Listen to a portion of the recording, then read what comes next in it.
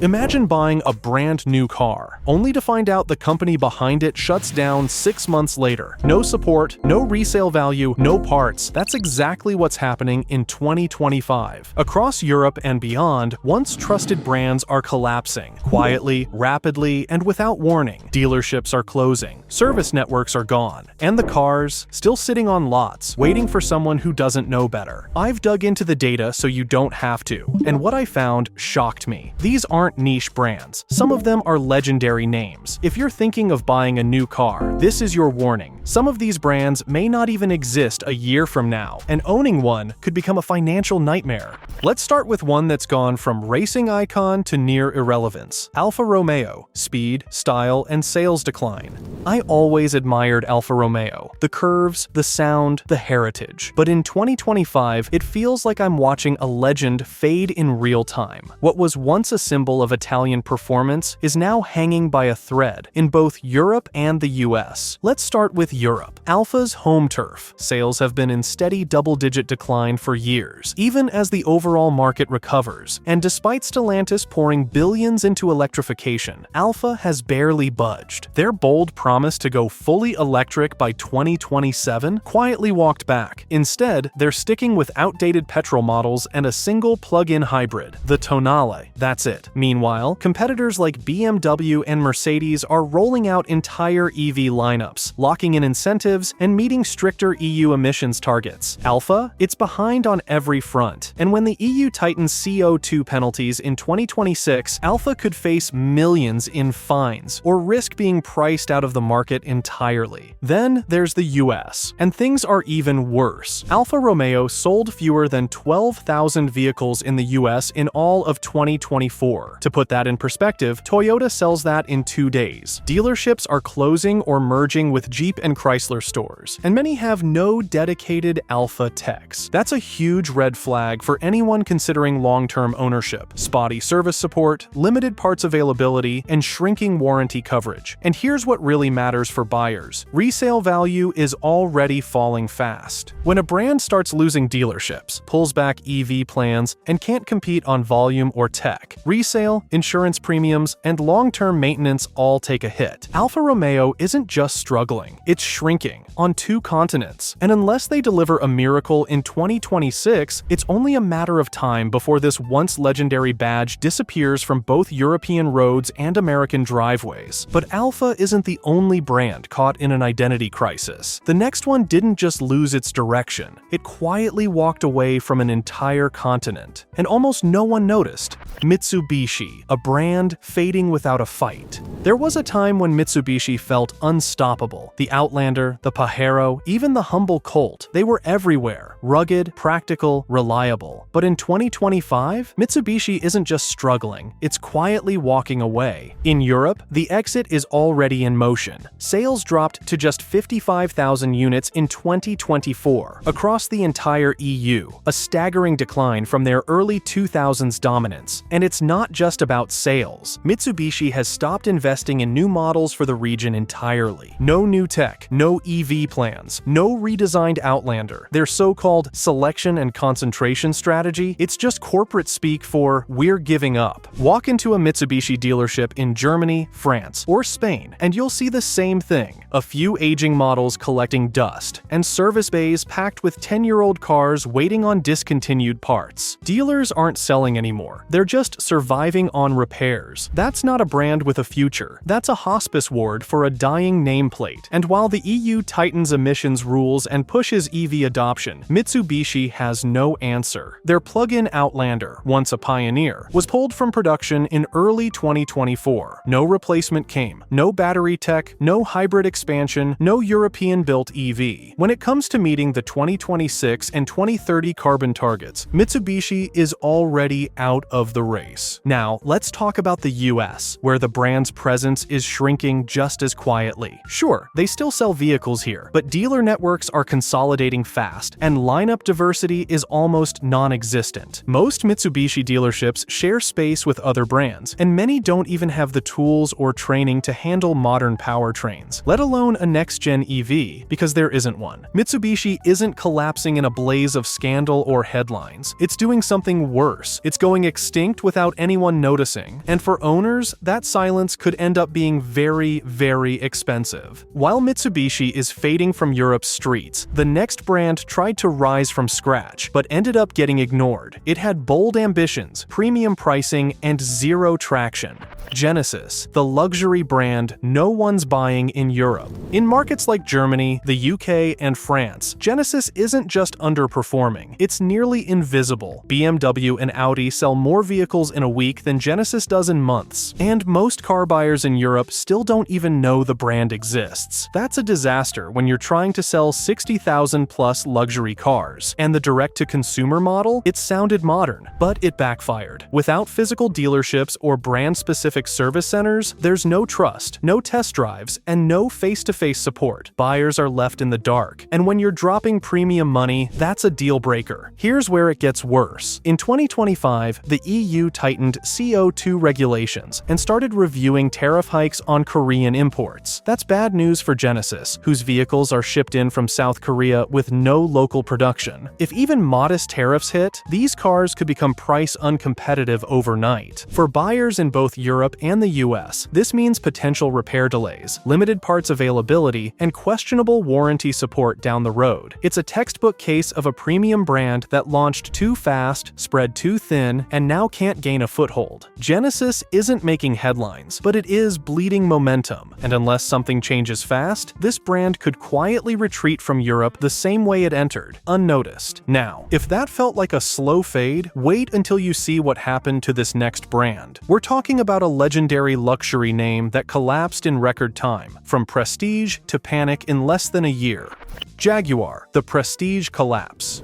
If you told me 10 years ago that Jaguar, one of Britain's proudest luxury car brands, would be gasping for air in 2025, I wouldn't have believed you, but the numbers don't lie. This isn't a dip in sales, it's a free fall. In April 2025, Jaguar sold just 49 cars across all of Europe, not 4,900, 49. That's a 97.5% collapse compared to the same month last year. And no, that's not a typo. So how did we get here? Honestly, Jaguar tried to go all in on electric. They announced a bold EV transition, scrapped every internal combustion model, and left showrooms with nothing to sell. No petrol, no plug-in hybrids, and worst of all, no actual EVs ready to ship. I spoke with one dealer in the UK who said they had customers waiting months for promised models, only to be told the vehicles had been cancelled. The sales staff had no inventory, no updates, and no answers. By the end of 2024, Jaguar even stopped selling cars entirely in the UK, its home market. Meanwhile, rivals like BMW, Audi, and Mercedes were still moving tens of thousands of units every quarter. Jaguar? Nothing. And it showed. Dealerships started shutting down. Loyal customers walked away, furious. And on the resale market, values cratered. Some owners said their certified pre-owned Jaguars lost 40 to 50% of value in under a year. It gets worse. Jaguar's new EVs, the ones meant to reimagine the brand, still exist only as concept sketches and empty promises. The company changed its slogan to "Copy Nothing," dropped the iconic leaping cat badge, and tried to reboot its image while having literally no vehicles on the road. Financially, Jaguar Land Rover is in rough shape. With zero volume and no EVs in showrooms, they're burning cash every day. Even if they do launch a sleek electric SUV or sedan next year, it may be too little, too late to regain trust, or stop the bleeding. If you own a Jaguar today, ask yourself, what happens to warranty support, parts availability, or trade-in value if the brand disappears entirely? This isn't just a transition gone wrong, it's a full-on luxury collapse, and it's happening faster than anyone expected. And while Jaguar's fall in Europe is shocking, what's happening to this next brand right here in the US might be even worse. It's not just shrinking, it's being quietly erased by the company company that owns it.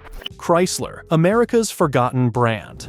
Growing up, Chrysler was everywhere. Town and country vans, big sedans, even some bold concept cars. It was a name tied to American innovation. But now, in 2025, Chrysler feels more like a ghost brand, surviving on reputation, not reality. They're down to just two models, the Pacifica minivan and the ancient Chrysler 300, which hasn't seen a serious update in over a decade. That's it. No new SUVs, no EV lineup, no plug-in revolution, just two aging vehicles, and both are primarily sold to rental fleets and government agencies. In 2024, Chrysler moved fewer than 200,000 vehicles in total, and most weren't consumer sales. When a car company sells more to fleets than families, that's not a good sign. That's a red flag for long-term support, resale value, and brand survival. Sure, Stellantis, the mega company behind Jeep, Dodge, and Ram, owns Chrysler, but it's clear where the priorities are. Jeep is getting new hybrids. Dodge is going electric. Ram has a battery-powered pickup on the way. Chrysler, just a concept car called the Airflow, with no official production date and no showroom buzz. It's a placeholder, nothing more. And let's talk about dealerships. Chrysler showrooms are vanishing across the country. In many areas, they've been absorbed into Dodge Jeep Ram lots. Some don't even have Chrysler signage anymore. If you're buying a Pacifica or a 300 today, good luck finding a dedicated service center 5 years from now. This isn't just the end of a model run, it's the slow-motion retirement of an entire brand. And unless Stellantis pulls off a miracle, Chrysler could be the next American automaker to vanish completely. Not with a bang, but with a whisper. But Chrysler isn't Stellantis' only problem child. Across the Atlantic, there's a once-beloved Italian badge that's hanging on by a thread, with one car, no excitement, and a future built entirely on marketing spin.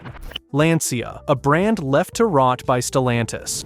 Lancia wasn't just a car brand, it was a symbol of Italian passion and motorsport legacy. But in 2025, it's barely recognizable. The Lancia that once built rally legends now clings to life with one aging model, the Ypsilon, and it's falling apart fast. In the first 2 months of 2025, Lancia sold just 2,228 vehicles across all of Europe, a brutal 73% drop from the year before. And this wasn't during a product drought. Stellantis had just launched a new version of the Ypsilon, complete with flashy marketing and mild hybrid and EV options, but it flopped hard. Why? Because no one could actually find one to buy. Lancia's dealership network is nearly non-existent. Most countries have just a handful of locations, or none at all. In France, Spain, Belgium, and the Netherlands, buyers were lucky to even see a Ypsilon on the lot, and even when they did, the excitement just wasn't there. Let's be honest, the Ypsilon isn't a halo product. It's a tiny city car, and even with new tech, it feels like a low-effort placeholder. Stellantis claims it's just the beginning of a rebirth, with a crossover called the Gamma coming in 2026 and a revived Delta hatchback by 2028. But that's years away, and right now, Lancia has no lineup, no volume, and no momentum. The financial warning signs are everywhere. Lancia brings in almost no profit for Stellantis, and at this point, it's more of a legacy burden than a growth opportunity. With zero scale, it costs too much to develop unique models. And with emissions rules tightening, it's unclear if Lancia can afford to electrify its lineup in time to meet EU targets. Lancia isn't going out in a scandal. It's going out in silence, neglected by its parent company, abandoned by buyers, and forgotten by the market. If you're thinking about buying one now, don't, because owning a micro EV from a brand with no future is a ticking financial time bomb. So, what do all these brands have in common? They didn't just lose sales, they lost direction. These aren't rumors or theories. They're the real signs of automotive extinction. Brands with no lineup, no momentum, no dealership support, and no clear path forward. If you are considering buying from any of them right now, ask yourself one question. Will this brand even exist in 5 years? Because if the answer's no, your car could become a resale nightmare, a warranty gamble, and a service headache, long before you're ready to let it go. Thanks for watching, and if you've owned any of these brands or are thinking about buying one, drop your thoughts in the comments. I'd love to hear your experience. And while those 6 brands are fading fast, the bigger story isn't just about who's disappearing. It's about what every car owner needs to understand heading into 2025 and beyond. Because whether you're buying new, trading in, or just trying to protect what you've already got,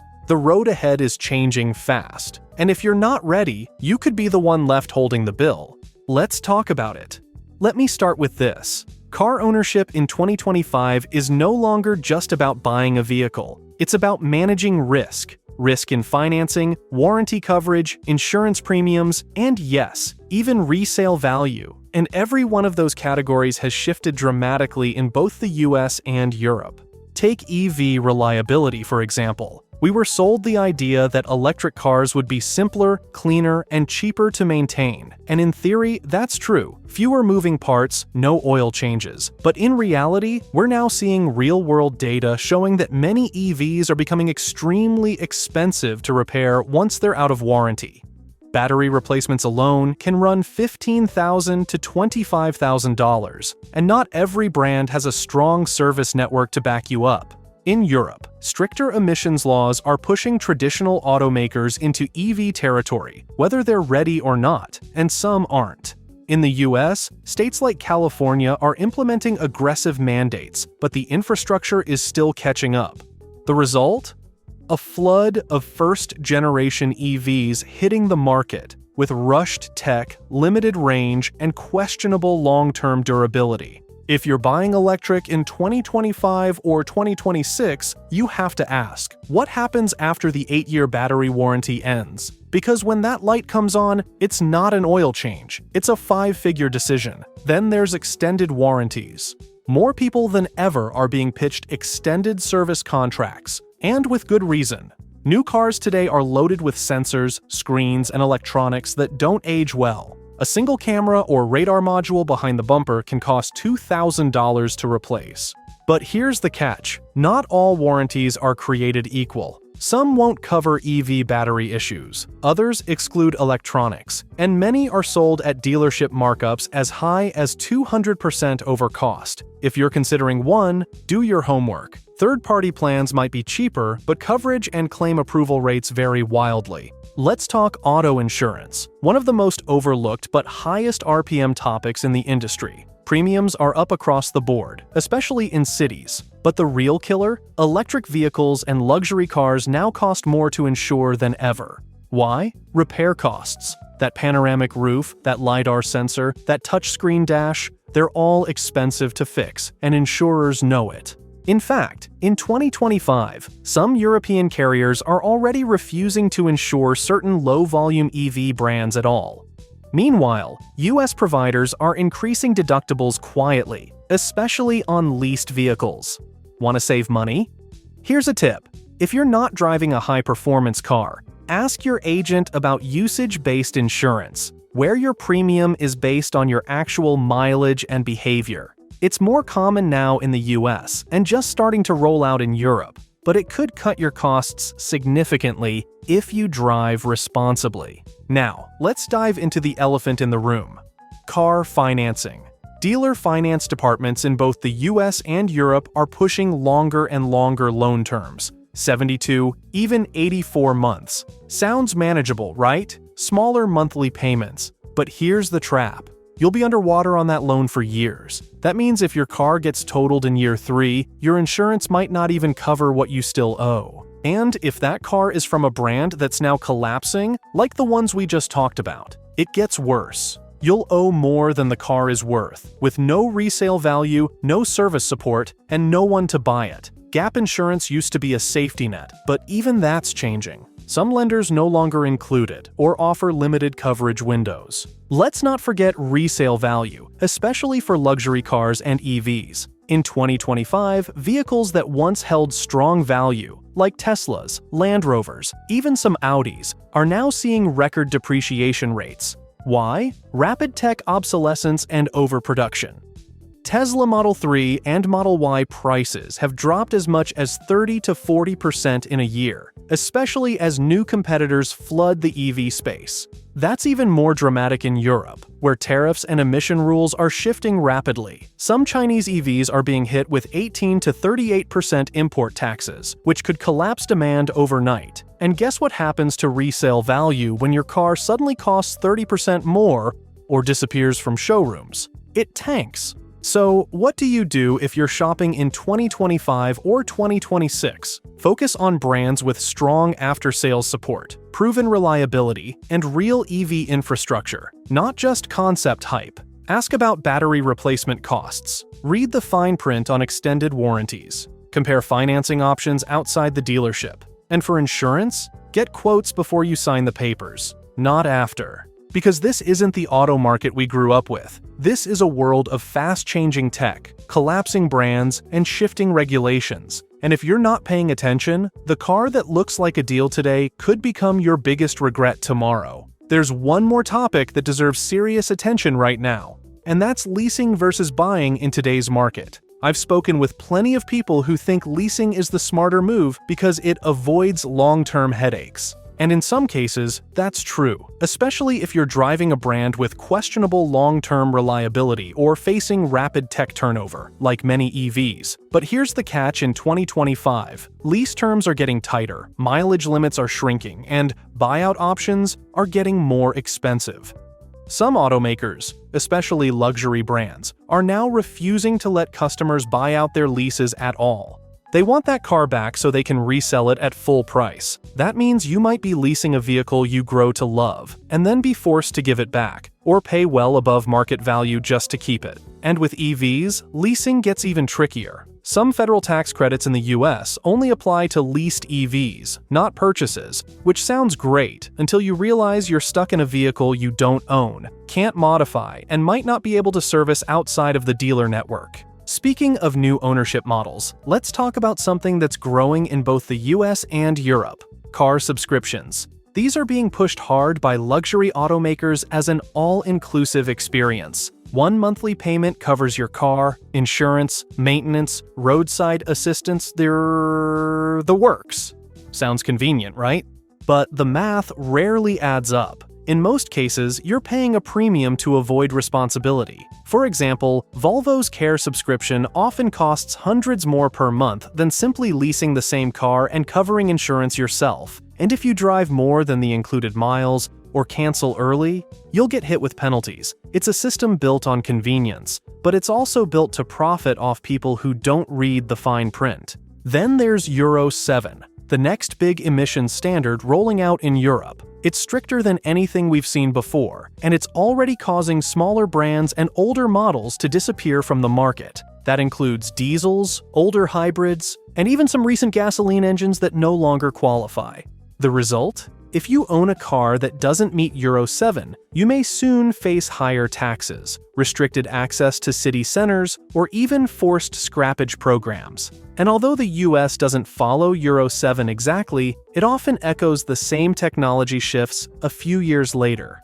That means older vehicles, even well-maintained ones, may become financial liabilities just because of regulatory pressure. One last thing, and this is critical for anyone buying a modern vehicle today: tech dependency. Modern cars are rolling computers. That's great for features like lane assist, adaptive cruise control, and over-the-air updates. But it also means you're now at the mercy of software glitches, expired subscriptions, and automaker control. We're already seeing cases where features like heated seats, navigation, or remote start are locked behind monthly fees. Some BMW models in Europe actually require a subscription to activate hardware that's already installed in your car. You're literally paying to unlock something you already own. That trend is growing fast. And what happens when the automaker shuts down the platform? We've seen it with defunct EV startups. Once the app stops working, you can't unlock your car, charge it properly, or access your driving data. Think that's extreme? Just ask early Rivian, Fisker, or even Tesla owners who've dealt with software lockouts and region-based feature bans. So, what's the bottom line here? Car ownership in 2025 and 2026 demands a new mindset. It's not just about horsepower or styling anymore. It's about long-term viability, cost control, and digital freedom. Whether you're buying an EV, a hybrid, or a traditional vehicle, the smartest move is to look beyond the monthly payment and ask, will this car be supported 5 years from now? Can I service it outside the dealer network? Am I being locked into features I already paid for? And if the brand disappears, what happens to me? because in this market, it's not just the bad cars that lose value, it's the uninformed owners that pay the price.